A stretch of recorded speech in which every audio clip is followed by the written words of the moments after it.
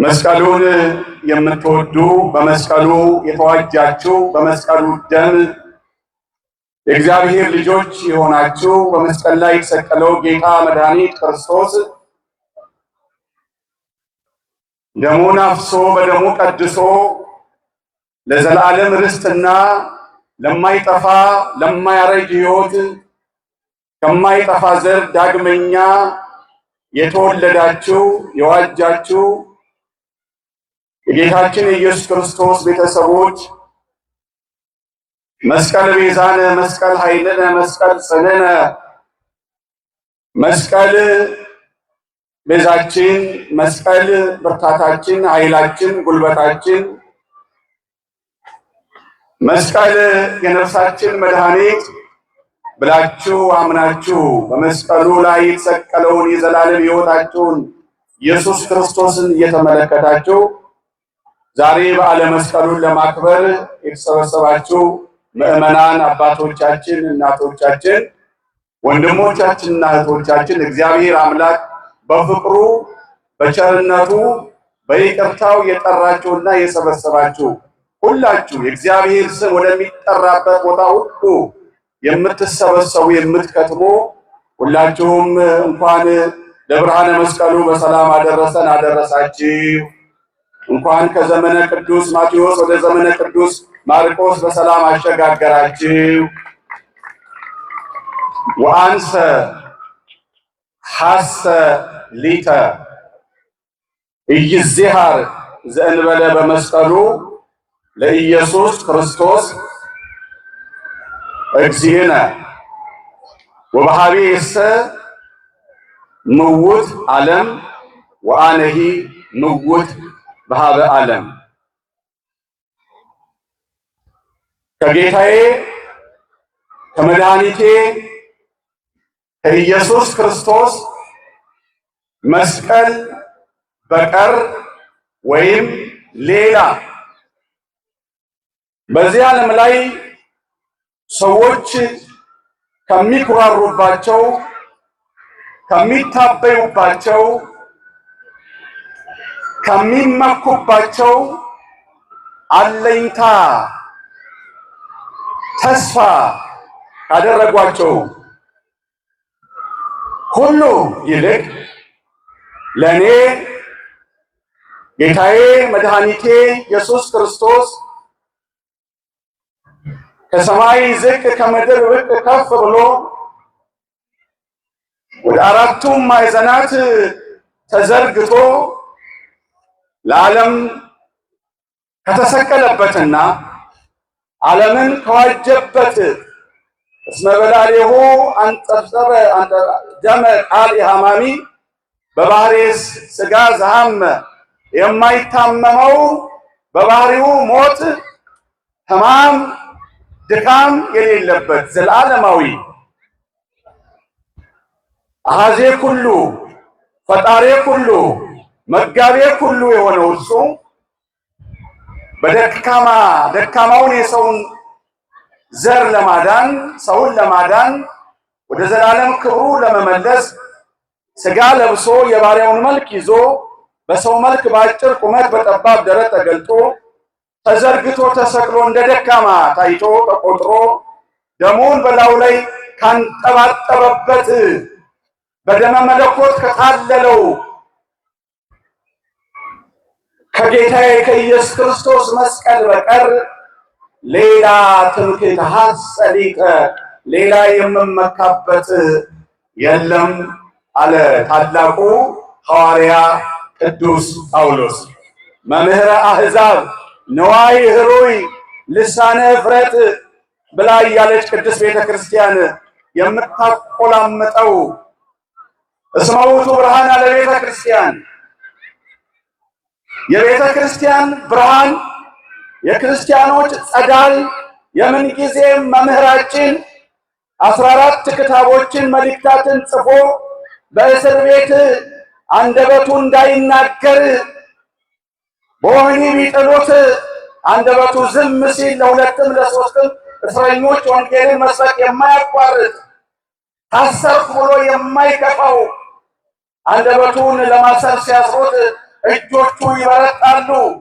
በአንደበቱ ከተሰበከው በላይ በእጆቹ የተሰበከው እነሆ እስከ ዛሬ ድረስ ወደፊትም 14ቱ እጅግ አንጸባራቂና ውብ የቤተ ክርስቲያን አንደበቶች፣ ምስክሮች፣ ትምህርቶች የሆኑት መልእክታቱ ዛሬም ሁልጊዜ በቅድስት ኦርቶዶክሳዊ ተዋሕዶ ቤተ ክርስቲያን የሚሰበኩት የሚነገሩት የነገር ሃይማኖት፣ የትምህርተ መለኮት የሊቃውንቱ ሁሉ ቄርሎስም፣ ጎርጎርዮስም፣ ባስልዮስም፣ ዮሐንስ አፈወርቅም መጽሐፍ ቢጽፉ፣ መልእክት ስብከት ቢሰብኩ፣ ትምህርት ቢያስተምሩ ከመዚህ ጳውሎስ እያሉ በሮሜ፣ በቆሮንቶስ፣ በፊልጵስዩስ፣ በገላትያ፣ በዕብራውያንና በሌሎቹም መልእክቶች ሁሉ የተናገራቸውን ትምህርቶቹን እያብራሩ ለትምህርታቸው እንደ ማጣፈጫ እንደ መሰከር እያደረጉ የሚያሰናዱለት ይህ ታላቅ ሐዋርያ እኔ ሌላ በጌታዬ በኢየሱስ ክርስቶስ ከመስቀሉ ውጪ ሌላ ትምክህት የለኝም ብሎ ተናገረ። ገላትያ ምዕራፍ 5 ቁጥር 14 ላይ ገላትያ መልእክቱ ምዕራፍ 5 ቁጥር 14 ላይ ይህን ታላቅ ቃል ተናግሯል። እመካበታለሁ ማለት ብቻ አይደለም፣ እሱ በመስቀሉ ላይ ምን እንዳደረገና እንዴት ያለ ሕይወታዊና የአቋም ለውጥ እንዳደረገ ይናገራል። ወአንሰ ወበሃቤ የሰምውት ዓለም ወአንሰ ምውት በሃበ ዓለም። ይሄ ነው ደግሞ ዛሬ ልንማረው የሚገባው። መስቀል መስቀል እያሉ መናገር መስበክ ብቻውን በቂ አይደለም።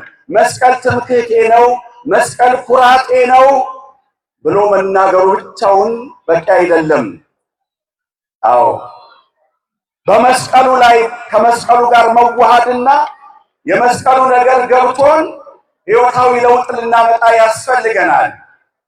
ወአንስ ወበሃቤ የሰምውት ዓለም እኔ መስቀሉን ተሸክሜያለሁና ከመስቀሉ ጋር ነኝና ዓለም በእኔ ዘንድ የሞተ ነው፣ እኔም ለዓለም የሞትኩ ነኝ አለ። ይህን ነው ዛሬ አገልጋዮችም ምዕመናንም ልንረዳው የሚያስፈልገን ነገር። ቅድም በቅዱስ ወንጌሉ በየዓመቱ የሚነበብልን በመስቀሉ ስር የቆሙትና የተሰበሰቡት በትክክል የመስቀሉ ባለቤት የሆኑ መስቀሉ ያከበሩ ናቸው። ዮሐንስ ወንጌል ምዕራፍ 19 ቁጥር 25 ጀምሮ የተነበበው ወይቀውማ ሀበ መስቀሉ እሙ ወእህታ ለእሙ ወማርያም እንተ ቀለዮጳ ወማርያም መግደላዊት ይላል። እኔ ያላለም ዮሐንስ እኔ የሚል መስቀሉ ያልገባው ነው እንጂ ጌታችን መግደላዊት ማርያምን ዛሬ ወደ አልጠራትም። ያውቃታል፣ ግን ታላቅ እህት ናት መግደላዊት ማርያም። የቀለዮጳም ሚስት የተባለችው ማርያም እንተ ቀለዮጳ ዮሐንስና ቅድስት እናቱን ጌታ ይቷቸዋል። ግን እኔ ያለማለቱ ይገርመኛል። አዎ እኔነት ጸረ መስቀል ይመስለኛል። እኔነት፣ እኔ ልታይ፣ እኔ ልሰማ፣ እኔ ልደመጥ፣ እኔ ልናገር፣ እኔ ልቅደም፣ እኔ ከፊት ልሆን የሚል ክፉ የሥጋ በሽታ ወበሃቤ የሰምውት ዓለም ካላሉ በስተቀረ ይህ የእኔነት ክፉ ስሜት ሰውን ሊለየው አይችልም።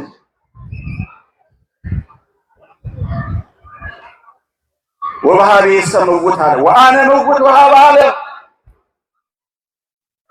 እኔነት ሌላውን እንድንገፋ፣ ሌላውን እንድንጠላ፣ ሌላው እንዲሸከመን እንጂ እንድንሸከመው አያስችለንም። ስለዚህ ዮሐንስ እኔ ያለማለቱ እንዴት ድንቅ ነው እንጂ ጌታችን ኢየሱስ ክርስቶስ መስቀል ላይ ሆኖ ከተናገራቸው 7 የመስቀል ድምጾች አንዱ ቅድስት እናቱንና ዮሐንስን ያናገረበት ኪዳን የሰጠበት ናት ነው። እነሆ እናትህ፣ እነሆ ልጅሽ። በመስቀሉ ስር ነው የቆምነው። እኛም ትምክህተ ክርስቲያኖች መስቀሉ ሌላ መመኪያ የለንም። ላመነው ከቅዱስ ጳውሎስ ጋር ከሐዋርያው ጋር መስቀሉ ለገባን መስቀሉ ለተረዳን እውነት ነው። ትምክህት ሁሉ ይጠፋል፣ ምርኩዝ ሁሉ ይሰበራል። በመስቀሉ ስር የቆሙትን እንምሰላቸው። መስቀሉ ስር ስናይ ሶስት ወገኖች እንመለከታለን። የመጀመሪያዎቹ በወንጌሉ የተነገሩት እመቤታችንና ዮሐንስ ናቸው። የመጀመሪያዎቹ ወይ ቀውማ በመስቀሉ እሙ ይላል። መስቀሉ ስር የተጠጉ ሁሉ በመጀመሪያ ማርያምን እናቱን ያገኟታል። አዎ የተገባ ነው። በዕለተ ዓርብ በቀራንዮ እንደ እናቱ ማንም ሊሆን አይችልም። አረጋዊ ስምዖን በ40 ቀን መስቀልን ነግሯታል ለእመቤታችን። በ40 ቀኑ ብላቴናውን ታዳጊውን ዘመን የማይቆጠርለትን ብሎ የማዕል ሕፃን በቅፏ ይዛ ቅድስትና ለዓለም ያበረከተችው ዓርብ ሳይሆን በመቅደስ ነበር መስዋዕቱን ይዛ የቀረበችው። ያን ዓለም አልተረዳም፣ አላወቀም። መንፈስ ቅዱስ የገለጸለት አረጋዊው ስምዖን ብቻ ተመልክቷል፣ ተረድቷል። ያችን ዕድሜዋን በጾምና በጸሎት ተጠምዳ በሌላ ጉዳይ ሳይሆን ትልልቅ ሊቃነ ካህናት ቀያፋ ነበረ፣ ሐና ነበረ፣ ሌሎችም አያሌ ሌዋውያን በየደረጃው ሊቃውንት ነበሩ። በመቅደሱ መስዋዕቱን እየበሉ የኖሩ በመቅደሱ የከበሩ በመቅደሱ የተሾሙ ነበሩ። ሁለት ሰዎች ግን ዋናውን መስዋዕት አዩ፣ ተመለከቱ። ያቺ ዕድሜዋን በመቅደስ በጾም በጸሎት የተጋችው የሚገለጠው በጾም በጸሎት ለተጉ ነው። አደራችሁን በመቅደሱ በነገር እንዳንጠጋ፣ በክፋት እንዳንጠጋ፣ በጸሎት እንትጋ፣ በምጽዋት እንትጋ፣ በመከባበር እንትጋ፣ በትህትና እንትጋ። መቅደሱን እንደ ሐና እንኑርበት፣ እንደ ስምዖን አረጋዊ እንጸልይበት። ድንግል መስዋዕቱን ይዛ በ40 ቀን ስትመጣ ስምዖን ቀራንዮን ተመለከተ፣ ችንካሩን አየ። ያቺ ብላቴና የሚያምር ሕፃን አቅፋለች። አዬ ያለ ስምዖን በአንቺም ደግሞ በነፍስሽ ሰይፍ ያልፋል በማለት መስቀሉን እዛ በ40 ቀኑ ጠረቀላት፣ ነገራት። መስቀልን ለሚያዩ እንዲህ እዛ አጠገቡ ተገትረው ያላዩ አሉ ሰቃዮቹ። ኤሎሄ ኤሎሄ ላማ ሰበቅታኒ፣ አምላኬ አምላኬ ለምን ተውከኝ ብሎ ታላቁን የማዳን ቃል ጌታ ሲናገር መስቀሉ ያልገባቸው መስቀሉን ያልተረዱ መስቀል ነውና ደከመኝ ብዬ አላቋርጠው። ጸውራ መስቀል ይሄው ነው። አዎ እና መስቀሉን ማወቅ መስቀሉን መረዳት ያስፈልጋል። መስቀሉን የመስቀሉ ሰዎች እንግዲህ ቅድስት እናታችን ድንግል ማርያም ናት መስቀሉ ስር የተገኘችው። እሷ ናት ዋናዋ።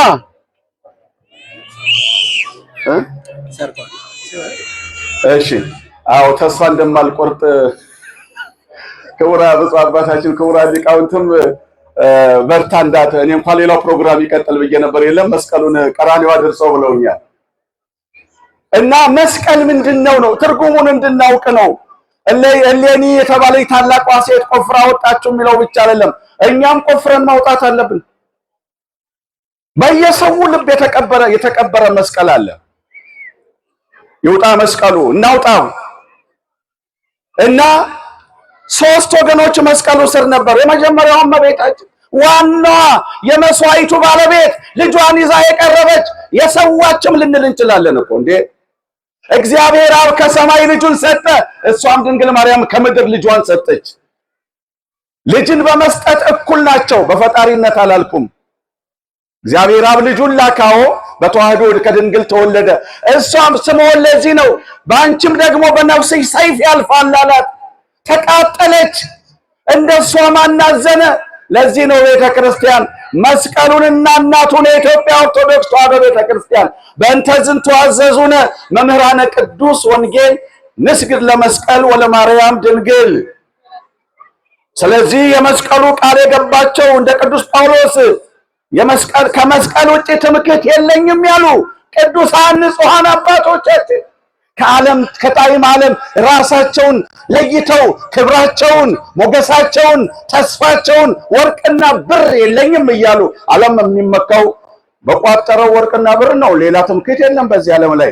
ይሄን ያህል ካፒታል አለኝ፣ ይሄን ያህል ገንዘብ አለኝ፣ ይሄን ያህል አጠራቅም ያለው እያለ ወርቁን ብሩን ይቆጥራል። የኛ አባቶች ግን ወርቅና ብር የለንም አሉ። ያለንን ግን እንሰጥሃለን። መስቀሉ ነው ትምክህታቸው። ስለዚህ እነዚያ ቅዱሳን አባቶቻችን ንስግድ ለመስቀል ወለማርያም ድንግል ምክንያቱንም ያስረዳሉ። ለማርያም እሰዘን ሰግድ ላቲ እስመ ነሣ ሥጋም ሥጋ እግዚአብሔር ፈጣሪሃ ወረከብነ ንሕነ መድኃኒተ እምኔሃ። ለማርያም የምንሰግደው የምንወዳት እናታችን አንደኛ መስቀል ላይ ሆኖ እንኋት እናትህ ብሎናል። ከዚህ በላይ ምንድነው? ሌላ አንሰማም።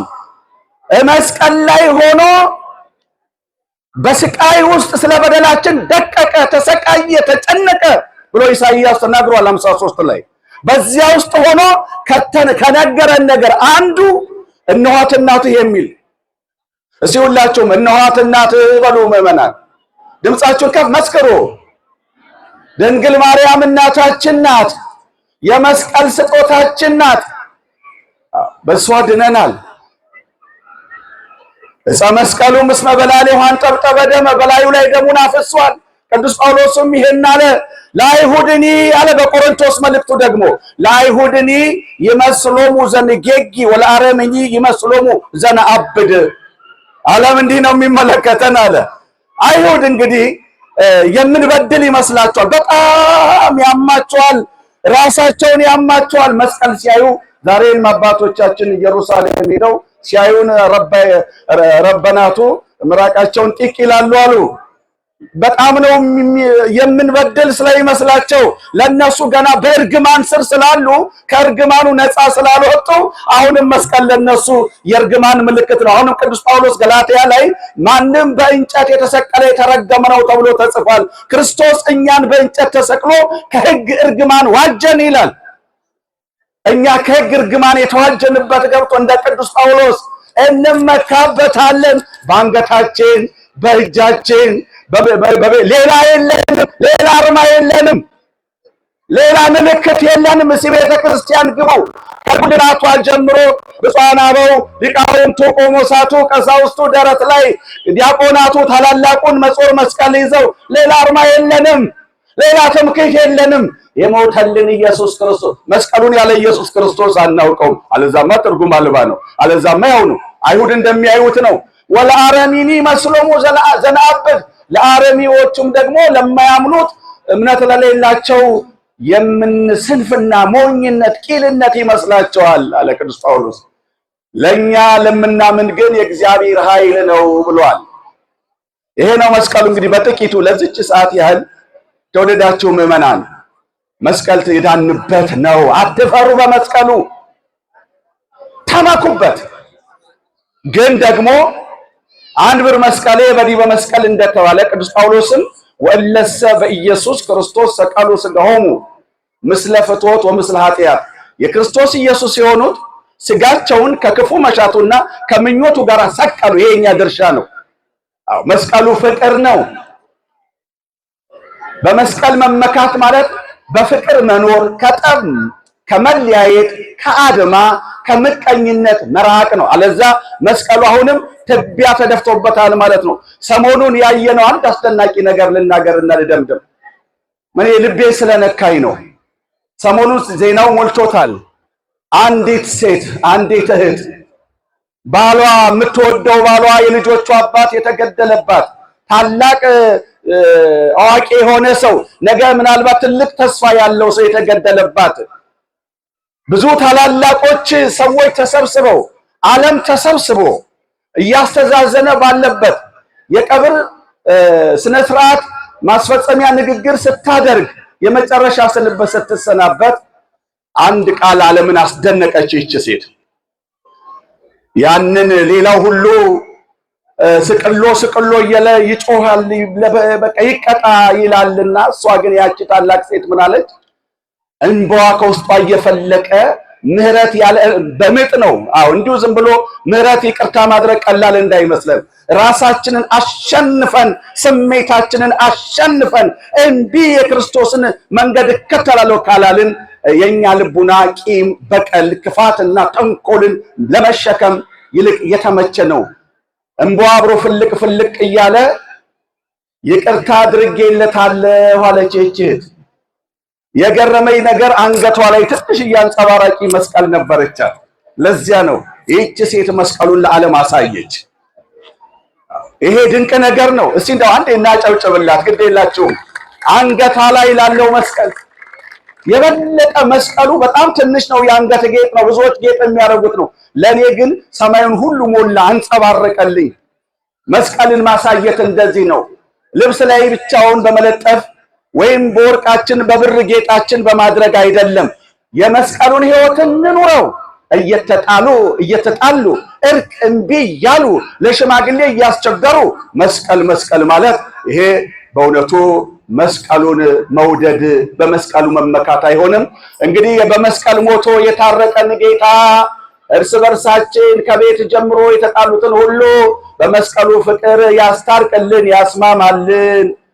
መስቀሉን ተክሎ ሕዝብና አሕዛብን አይሁድንና ጽርዓውያንን ፈጽሞ ሊገናኙ የማይችሉትን በአንድ መስቀል ያገናኘ ወሰበከ ሎሙ ሰላመ ለቅሩባን ወሰላመ ለሩቃን ርቀው ላሉትም ቀርበው ላሉትም በመስቀሉ እንደገና አንድ ያስተቃቀፈ በአንድ ሃይማኖት ያቆመ ጌታችን ኢየሱስ ክርስቶስ የተራራቁትን ያቀራርብልን። በደልን የደመሰሰ በደላችንን ይደምስስልን። ክርስቲያኖች እንዋደደሽ፣ ተዋደዱ፣ አንድ ሁኑ። ዛሬ የሰበሰበን በብፁዕ አባታችን በሀገረ ስብከታችን ማዕከልነት የሰበሰበን መስቀሉ ነው። መስቀሉ ገና ከዚህ በላይ ይሰበሰበናል። አሁንም መስቀሉ አንድነታችንን ያጽናልን። ወስብሐት ለእግዚአብሔር። የመስቀሉ ኃይል የእናታችን የድንግል ማርያም አማላጅነት የጌታ ምሕረት ቸርነት ከሁላችን ጋር ይሁን። በዓላችንን ይባርክልን። አሜን።